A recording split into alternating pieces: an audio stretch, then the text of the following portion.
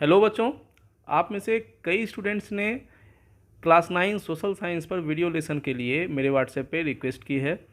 तो लीजिए, आपका बड़ा भाई आपकी रिक्वेस्ट के अनुसार हाजिर है क्लास 9 हिस्ट्री के पहले चैप्टर द फ्रेंच रिवॉल्यूशन के साथ। हम लोग अपने लेसन में आगे बढ़ें माय डियर्स। उससे पहले एक जानकारी दे दूं मैं आपको। 2021 के लिए आपके सिलेबस से बहुत से चैप्टर्स रिमूव कर दिए गए हैं। आपको हिस्ट्री से सिर्फ सेक्शन 1 पढ़ना है, जिसमें सिर्फ 3 चैप्टर्स हैं बच्चों। The French revolution, socialism in Europe and the Russian revolution, और Nazism and the rise of Hitler. Okay, तो चलिए शुरू करते हैं अपना आज का वीडियो लेसन।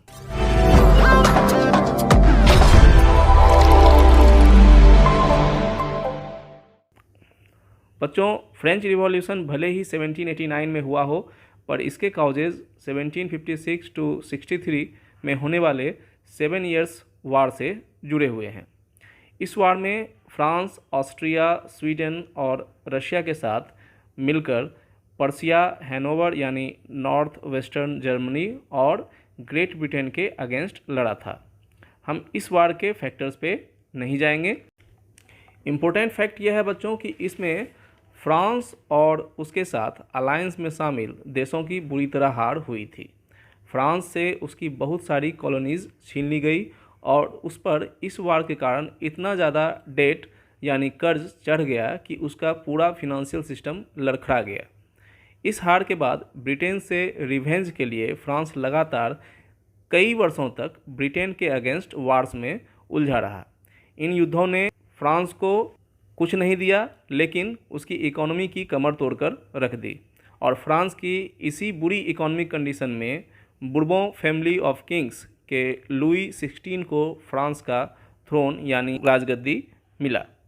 उस समय वह केवल 20 साल का था और उसकी शादी ऑस्ट्रिया की प्रिंसेस मेरी एंटाइनेट से हुई थी। लुई 16 को अपने प्रीडिसेसर्स से बहुत ही बुरा गिफ्ट मिला था बच्चों, जो था फ्रांस की एम्प्टी ट्रेजरी यानी खाली खजाना। लंबे समय तक लगातार वार्स के कारण फ्रांस के फिनेंशियल रिसोर्सेज बिल्कुल ड्रेन्ड यानी खाली हो गए थे। इसके साथ ही फ्रांस की इकोनॉमी पर बहुत बड़ा बोझ उसके रॉयल पैलेस वर्साय का भी था, जिसकी शुरुआत लुई 14 द्वारा 1682 में की गई थी। वर्साय के कोर्ट यानी राज दरबार की शानो शौकत और विशाल पैलेस की फिजूल खर्ची इकोनॉमी के लिए एक बहुत ही बड़ा बोझ था बच्चों। स्टूडेंट्स, इसके साथ ही फ्रेंच इकोनॉमी की बर्बादी की एक बहुत बड़ी वजह लुई 16 द्वारा अमेरिका को ब्रिटेन, जो उनका कॉमन एनिमी था, से 13 अमेरिकन कॉलोनीज़ को फ्री करने के लिए वार में दी गई हेल्प थी। इस हेल्प ने फ्रांस का पहले से 2 अरब लिब्रे के कर्ज पर 10 अरब लिब्रे का कर्ज और चढ़ा दिया। लिब्रे उस समय वहाँ की मुद्रा थी और इस तरह से बच्चों वहाँ फ्रांस की जो इकोनॉमी थी वो बुरी तरह लड़खड़ा गई। लेंडर्स अब लोन्स पर 10% इंटरेस्ट चार्ज कर रहे थे, जिसके कारण फ्रांस के एनुअल बजट में इंटरेस्ट के पेमेंट का परसेंटेज लगातार बढ़ता चला जा रहा था, है ना। फ्रांस के बजट का एक बड़ा हिस्सा सिर्फ कर्ज के भुगतान पर ही खर्च हो जा रहा था। आर्मी, मेंटेनेंस, कोर्ट यानी राज दरबार, गवर्नमेंट ऑफिसर्स, यूनिवर्सिटीज़ का चलना मुश्किल हो गया। और इस कंडीशन में इस फिनेंशियल क्राइसिस से उबरने का एकमात्र उपाय जो बच रहा था बच्चों लुई 16 के पास, वह था टैक्सेस को इंक्रीज़ करना। प्यारे बच्चों, लुई 16 राजा बनते समय एक बहुत अच्छा व्यक्ति था और उसने फ्रांस की इकोनॉमी को संभालने की बहुत कोशिश की, पर उसमें विल पावर की कमी ने उसे जल्द ही अपनी घमंडी और कैरेक्टरलेस वाइफ एंटोनिएट और चापलूस लोगों पर डिपेंडेंट कर दिया, जो उसके और फ्रांस के लिए बहुत बुरा साबित हुआ। बच्चों, टैक्सेज में ग्रोथ भी फ्रांस की इकोनॉमी को बूस्ट नहीं कर सका, क्योंकि 18th सेंचुरी में फ्रांस 3 एस्टेट्स में बटा था, जिसमें तीसरा एस्टेट जो है बच्चों सिर्फ वही टैक्स पे करता था।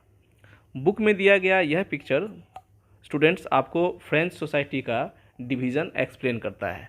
इसमें पहले 2 एस्टेट्स क्लर्जी यानी अमीर या कुलीन और नोबिलिटी यानी पादरी क्लास के लोगों के थे, जिनको बाय बर्थ कुछ स्पेशल राइट्स मिल जाते थे। और इसमें जो सबसे बड़ा प्रिविलेज था स्टूडेंट्स, वो था इन दो स्टेट्स के लोगों को किंग को कोई टैक्स नहीं देना पड़ता था। इस तरह जिन लोगों से फ्रेंच इकोनॉमी को बहुत बड़ी हेल्प मिल सकती थी, उनसे कोई टैक्स नहीं लिया जाता था। बच्चों, फ्रांस में टैक्स पे करता था केवल थर्ड स्टेट, जिसमें businessman, merchants, court officials, lawyers, peasants और आर्टिसंस यानी कारीगर, और बिना ज़मीन वाले छोटे छोटे पीजेंट्स, लेबर और सर्वेंट्स आते थे। इस तीसरे स्टेट का मेजर पोर्शन जो था बच्चों, वो बहुत ही पुअर था। पूरे फ्रेंच पॉपुलेशन का 90% पीजेंट्स यानी किसान थे, लेकिन उनमें बहुत कम के पास अपनी ज़मीन थी बच्चों, और वे बहुत ही गरीब थे।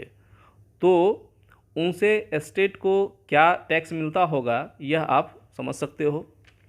जो खुद इस तरह के कंडीशन से जूझ रहा हो, है ना, और इसके बाद उन पे टैक्स भी चार्ज किया जाता था। तो इस वजह से जो तीसरा दर्जा था, ये बहुत ही बुरी तरह प्रभावित था। क्लर्जी यानी पहले स्टेट के कुलीन लोगों को फ्यूडल यानी सामंती प्रिविलेज भी मिला हुआ था बच्चों, जिसमें उन्हें पीजेंट से टैक्स वसूल कर किंग को देना था। पीजेंट्स की स्थिति बहुत बुरी थी बच्चों। उन्हें अपने लॉर्ड के घर पर खेतों में भी काम करना पड़ता था, मिलिट्री में भी सर्व करना पड़ता था, और रोड्स कंस्ट्रक्शन में भी लेबर करना पड़ता था। तीसरे स्टेट के ये बेचारे लोग रॉयल टैक्स से तो दबे हुए थे ही, साथ ही साथ सेकंड स्टेट यानी चर्च भी उनसे टाइद यानी रिलीजियस टैक्स वसूलता था। यह रिलीजियस टैक्स गवर्नमेंट को दिए जाने वाले डायरेक्ट और इनडायरेक्ट टैक्स में ऐड होकर पुअर थर्ड स्टेट की पब्लिक को टैक्स के बोझ तले दबाया जा रहा था। इस तरह एक बहुत ही बुरी प्लानिंग और इर्रेस्पॉन्सिबल गवर्नमेंट का खामियाजा जो भुगत रहा था बच्चों, वो था ये तीसरा स्टेट। प्यारे बच्चों, एक तो फ्रांस की इकॉनमी बहुत बुरे स्टेज में आ चुकी थी, दूसरा उसकी जनसंख्या जो 1715 में 2.3 करोड़ थी, 1789 में यह बढ़कर 2.8 करोड़ हो गई। इसलिए फूड ग्रेन्स के प्रोडक्शन के मुकाबले उसकी जो डिमांड थी वो काफ़ी तेज़ी से बढ़ गई।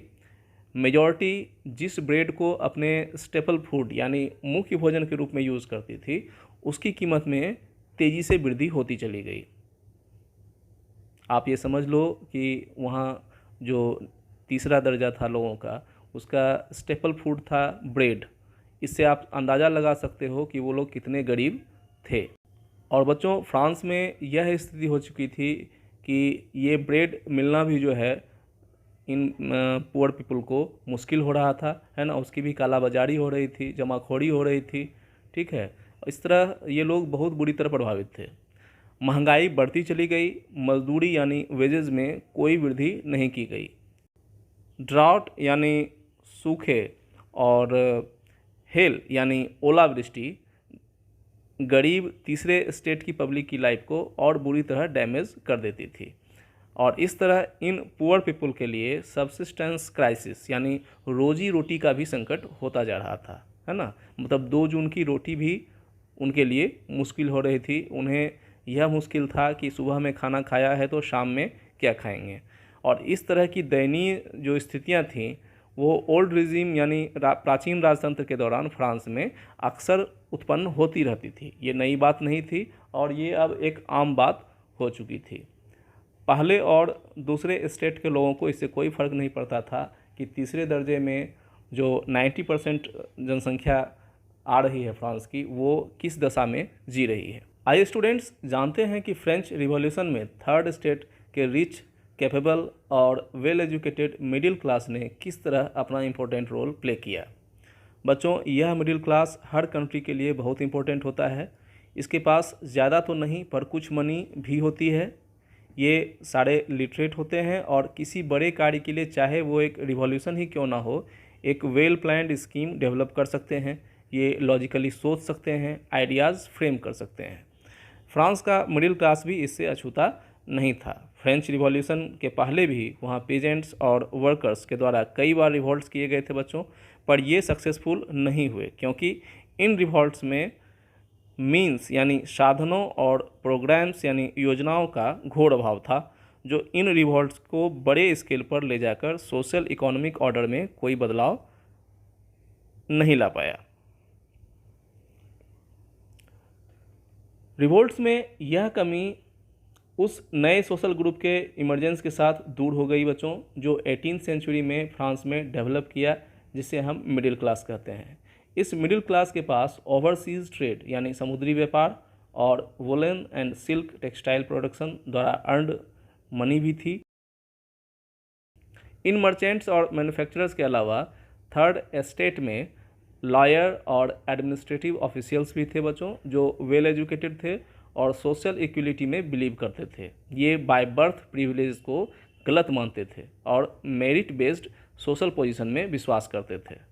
मिडिल क्लास के इन इंडिपेंडेंट सेम रूल्स और सेम अपॉर्चुनिटीज़ वाली सोच या आइडिया को उस समय के Swiss philosopher Jean Jacques Rousseau और इंग्लिश फिलोसोफर जॉन लॉक और फ्रेंच राइटर वोल्टायर जैसे फिलोसोफर्स राइटर्स का बहुत बड़ा सपोर्ट मिला।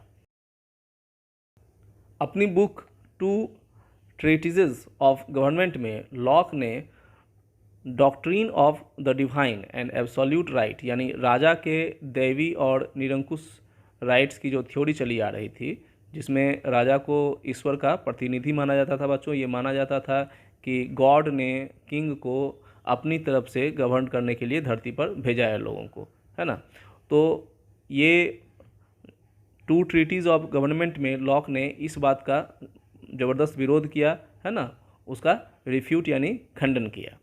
रूसो ने इस आइडिया को आगे बढ़ाते हुए एक ऐसा गवर्नमेंट प्रपोज किया स्टूडेंट्स, जिसमें पीपल और गवर्नमेंट में शामिल होने वाले उनके रिप्रेजेंटेटिव्स के बीच एक सोशल कॉन्ट्रैक्ट हो, जो उन्हें पब्लिक के प्रति रिस्पॉन्सिबल बनाए रखे।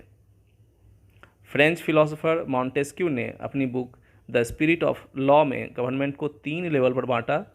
द लेजिस्लेटिव जो एक्ट्स बनाएगी, द एग्जीक्यूटिव जो गवर्नमेंट के सारे फंक्शनल ऑपरेशंस के लिए रिस्पॉन्सिबल होगी, और द जुडिशरी जो लेजिस्लेटिव द्वारा फॉर्म्ड एक्ट्स या रूल्स को फॉलो करवाएगी और जो ना फॉलो करें उन्हें पनिश करेगी। मॉन्टेस्क्यू द्वारा यह डिवीज़न उसी समय 4 जुलाई 1776 में ब्रिटेन से इंडिपेंडेंट हुए 13 अमेरिकन कॉलोनीज़ द्वारा यूनाइटेड स्टेट्स ऑफ अमेरिका के गवर्नमेंट मॉडल के रूप में अपना लिया गया। अमेरिकन कॉन्स्टिट्यूशन और उसमें दिए गए इंडिविजुअल राइट्स की गारंटी से फ्रेंच पॉलिटिशियन थिंकर्स बच्चों बहुत ही इंस्पायर्ड थे। इन फिलोसोफर्स के आइडियाज़ पूरे फ्रांस में सैलॉन्स में, कॉफ़ी हाउसेस में बहस का हिस्सा बनने लगे। बुक्स और न्यूज़पेपर्स ने भी तेज़ी से इन ग्रेट आइडियाज़ को फ्रेंच पब्लिक में स्प्रेड करने में हेल्प की। पढ़े लिखे लोग इन किताबों अखबारों को अनपढ़ लोगों के बीच जोर जोर से पढ़ते, ताकि वे भी इन विचारों को समझकर इन आइडियाज़ को फॉलो कर सकें। इस तरह बच्चों फ्रेंच पब्लिक के भीतर परिवर्तन की आग सुलग चुकी थी, जिसे लुई 16 द्वारा नए टैक्स इम्पोज किए जाने के न्यूज़ ने भड़का दिया, और फ्रांस उस विश्व प्रसिद्ध वर्ल्ड फेमस फ्रेंच रिवॉल्यूशन का प्लेटफॉर्म बना बच्चों, जिसने पूरे विश्व को लिबर्टी इक्वलिटी का रिवॉल्यूशनरी आइडिया दिया, ग्रेटली इंस्पायर किया। तो बच्चों आज का लेसन हम लोग यहीं फिनिश कर रहे हैं। अगले लेसन में इस ग्रेट रिवॉल्यूशन के आउटब्रेक यानी शुरुआत को डिटेल में हम लोग पढ़ेंगे। उम्मीद है आपको आज का टॉपिक अच्छे से समझ में आया होगा। आप अपने डाउट्स कमेंट सेक्शन में या मेरे व्हाट्सएप नंबर 7633957792 पे कभी भी शेयर कर सकते हैं। मैं आपकी पूरी हेल्प करूंगा। तो ऐसे ही अपना प्यार अपने सब्सक्रिप्शंस, लाइक्स, कमेंट्स और शेयर्स द्वारा अपने चैनल को देते रहिए।